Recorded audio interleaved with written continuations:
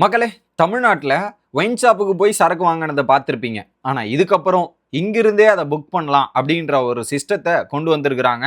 எதனால் அப்படின்ற ஒரு டீட்டெயில் கிளாரிஃபிகேஷன் கொடுக்க போகிறோம். இன்னொரு பக்கம் கால் வைக்கிற இடம்லாம் கண்ணி வெடியாக தான் இருக்குமா அப்படின்ற நிலைமையில தான் திமுக இருக்குது.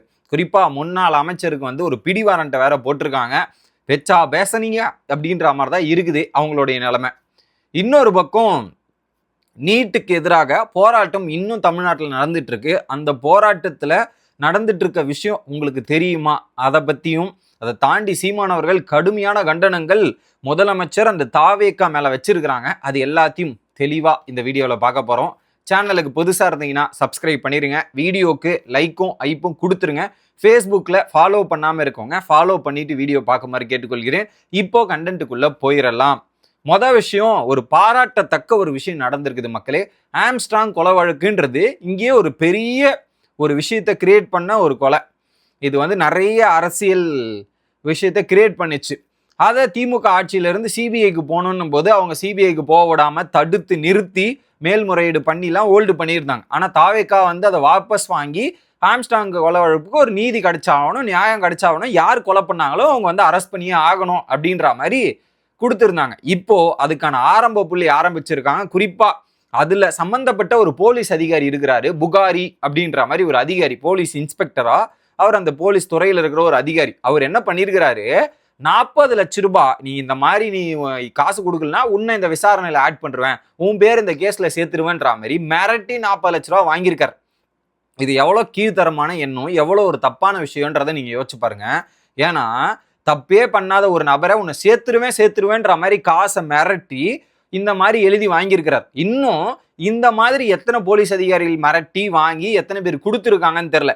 இவரை கைது பண்ணி இப்ப சிறையில் அடைச்சிருக்கிறாங்க அந்த புகாரின்ற நபரை.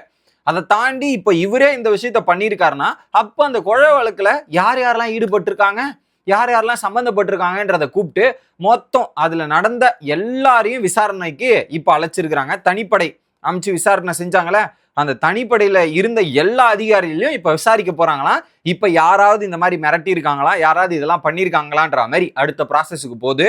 ஸோ சிபிஐ தீவிரமா வேலையை இறங்கி செயல்பட ஆரம்பிச்சிருக்கிறாங்க. அது வந்து வரல இன்னும். ஆனா அதுங்காட்டியுமே இந்த வேலையெல்லாம் தீவிரமா நடந்து யார் அதுல ஈடுபட்டாலும், பொய்யான வழக்கு போட்டு இல்லை ஏமாத்தி காசு பறிச்சு யாரா இருந்தாலும், போலீஸ் அதிகாரியா இருந்தாலும் சரி, பல நபர்கள் யார் ஈடுபட்டிருந்தாலும் அவங்களுக்கு ஒரு தக்க நடவடிக்கை கிடைக்க வேண்டும். அதுக்கான முயற்சி எடுக்கிறதுல வரவேற்கத்தக்க விஷயமா நான் சொல்றேன். அது ஒரு பாராட்டுகளும் கொடுத்துடலாம். ஓகே, அடுத்ததாக இன்னொரு பக்கம் சீமானவர்கள் இன்னைக்கு ஒரு கடுமையான கண்டனத்தை தெரிவிக்கிறாரு. அரசியல் பழி வாங்கும் நோக்கத்தோடு இப்படிலாம் செய்யக்கூடாது தாவேகா அரசு அப்படின்ற மாதிரி சொன்னார். சரி, எதுக்குப்பா இவர் கண்டனம் தெரிவிக்கிறாருன்னு போய் செக் பண்ணி பார்த்தா PR சுந்தர் அப்படின்ற ஒரு நபர், ஒரு தொழிலதிபர், அவரை வந்து பாத்தீங்கன்னா தாவேகா அரசாங்கம் பெங்களூர்ல கைது பண்ணியிருக்கிறாங்க. ஓகே, இவரை வந்து எப்படி இப்போ பழிவாங்கும் நோக்கத்தோடு கைது பண்ணாங்கன்னா எப்படி, ஏதாவது ஒரு இது இருக்கணும்ல. ஆனா பழிவாங்க நோக்கம்ன்ற மாதிரி இவர் சொல்றாரு. ஆனா அதுக்கான எதுவுமே இல்லை. ஏன்னா அவர் மேல ஒரு கம்ப்ளைண்ட் வந்திருக்கு, ஒரு பாலியல் புகார் கம்ப்ளைண்ட் அவர் மேல வந்திருக்கு. PR சுந்தர் அப்படின்ற நபர் மேல ஒரு கம்ப்ளைண்ட் வந்திருக்குது. அதை குறிப்பிட்ட பெண் கொடுத்துருக்குறாங்க. அந்த பெண்ணின் அடிப்படையிலும் புகார் வந்த அடிப்படையிலும் தானே கைது செஞ்சிருக்கிறாங்க. இதை எப்படி பழிவாங்கும் நோக்கத்தோடு கைது பண்ணாங்கன்றதை நீங்க கொஞ்சம் சொல்லுங்க மக்களே. அவர் மேல, அந்த பர்டிகுலர் நபர் மேல இப்போ ஒரு கம்ப்ளைண்ட் வந்திருக்குது. பாதிக்கப்பட்ட நபரே கொடுக்கும்போது அதை எடுக்கணுமா எடுக்கக்கூடாதா? அப்போ இப்ப பாதிக்கப்பட்ட பெண்ணை வந்து எடுக்காம விட்டுறணும். அதுதான் நீங்க சொல்ற அந்த அரசியல் தந்திரமா இல்ல அரசியலா அப்படின்றத கொஞ்சம் எக்ஸ்பிளனேஷன் கொடுத்தாருன்னா சீமான் தரப்புல இருந்து நல்லா இருக்கும்னு நினைக்கிறேன். எந்த விதத்துல அவங்க வந்து பழிவாங்கும் நோக்கத்தோட பண்ணாங்கன்னு வந்திருக்குது புகாரு, அதை பேஸ் பண்ணி அரெஸ்ட் பண்ணியிருக்கிறாங்க. அதுதானே பண்ண முடியும். அப்ப நீங்க வந்திருக்கிற புகாருக்கு கொடுத்த பெண்ணுக்கு ஏற்ற மாதிரி அரெஸ்ட் பண்ணாம விட்டுறணும்னு நீங்க நினைக்கிறீங்களா? அப்ப அது எவ்வளவு பெரிய தப்பா இருக்கும். அதை நீங்க கேட்பீங்களா, கேட்க மாட்டீங்களா? ஸோ அந்த மாதிரி புகார் வந்து யார் கொடுத்தாலும் சரி, அதோட உண்மைத்தன்மையை அறிஞ்சு அவங்கள கைது பண்றது தான் நியாயமான விஷயம். அதுல மாற்றுக்கிறதே கிடையாது. இன்னொரு பக்கம் நேத்து நைட்டு லயலாமணி, ராஜ்மோகன் இவங்கெல்லாம் பார்த்தீங்கன்னா நீட்டு எதிர்ப்புக்காக ஒரு உண்ணாவிரதம் போராட்டம் சென்னையிலே நடந்துட்டு இருக்கு. அந்த ஏரியால இவங்க 2 பேரும், இன்னொரு அமைச்சருமே, இன்னொரு தாவேகா MLAமே போய் பங்கேற்று இருக்காங்க. அந்த 3 பேருமே போயிட்டு அங்க ஒரு பேச்சுவார்த்தை நடத்தி நீட்டுக்கான விஷயத்தை அங்க சொல்லிட்டு இருக்காங்க. ஆனா நீட்டு எதிர்ப்பு, நீட்டு நாங்க எதிர்க்கிறோம்டா, பயங்கரமா இது பண்ணுவோம்ப்பா அப்படின்னு பேசிட்டு இருந்த திமுக கூட அந்த போராட்டத்துல போய் கலந்து கொள்ளல, எதுவுமே பண்ணல. இப்ப அவங்களுக்கு பாருங்க, நீங்க யோசிச்சு பாருங்க, இந்த இடத்துல தான் நீங்க பார்க்கணும். இந்த மாதிரி போராட்டம் நடக்குதுன்னு எனக்கே தெரியாது, சுத்தமா தெரியாது.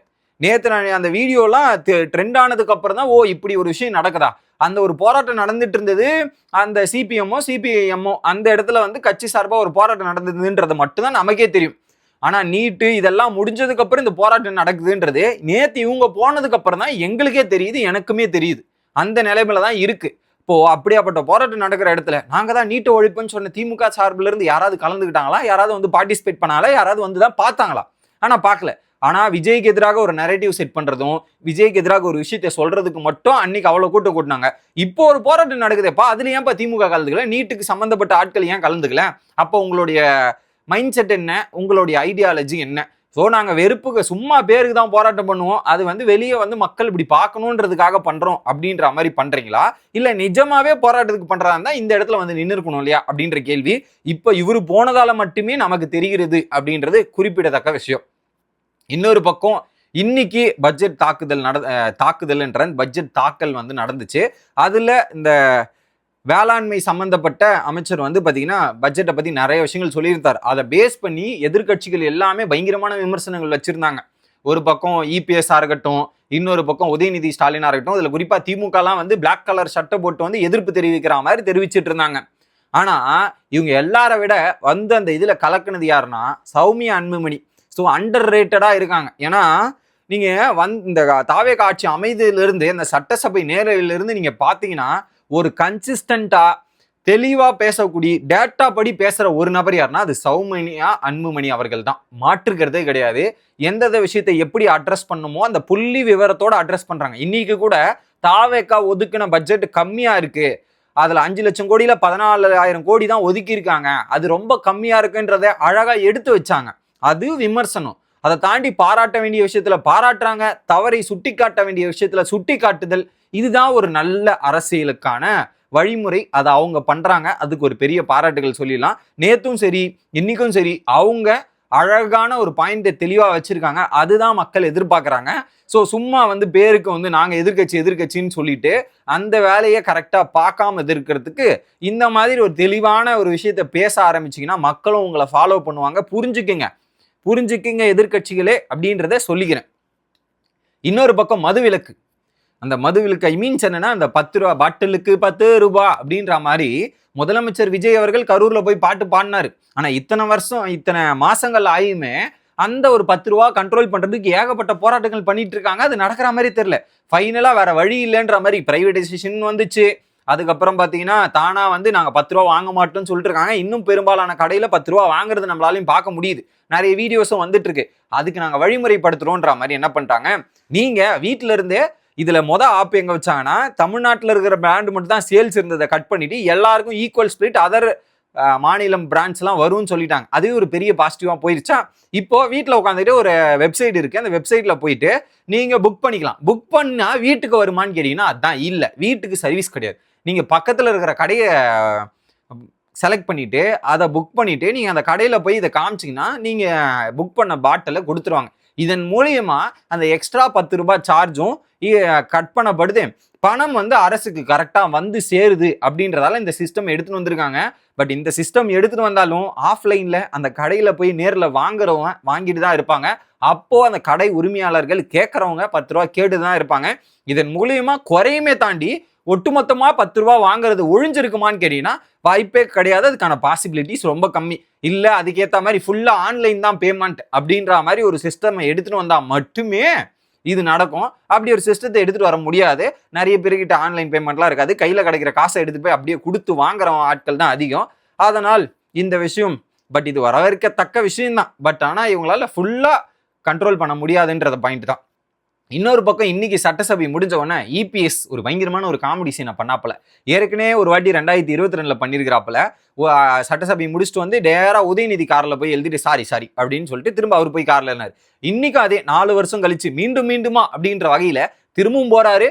அந்த கார் போன வாட்டியாவது ஒரே மாதிரி கார் இருந்துச்சுன்னு ஓகே, இந்த வாட்டி கார் கலருமே வேறவா தெரியுது. திரும்ப உதயநிதி கார்ல போய் ஏறுற மாதிரி போய் நின்று சார் அது உதயநிதி கார் சார் அப்படின்னும் போது பக்கத்து காருக்கு போறாரு. என்ன சார் இது, ஆல்ரெடி இதை வச்சே உங்களை கலாச்சாங்க, மீண்டும் நீங்களே உங்களுக்கு ஒரு கண்டென்ட் கொடுத்துறீங்களேன்ற நிலைமையில தான் இருக்கு.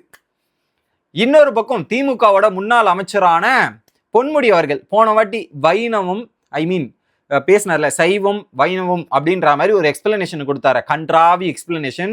பெண்களை வந்து தவறுதலாக மோசமாக பேசுற வகையில ஒரு எக்ஸ்பிளனேஷன் கொடுத்திருந்தார் இல்லையா? அதுக்கு இன்னைக்கு ஒரு கேஸ் வந்திருக்குது. அந்த கேஸ்ல இவர் ஆஜராகணும். ஆனா அவர் என்ன பண்ணிட்டாரு, நாங்களாம் ஆஜராக மாட்டோம்பா, நாங்களாம் யாருக்கு தெரியுமா அப்படின்ற மாதிரி ஆஜராகாம நின்னார் இல்லையா?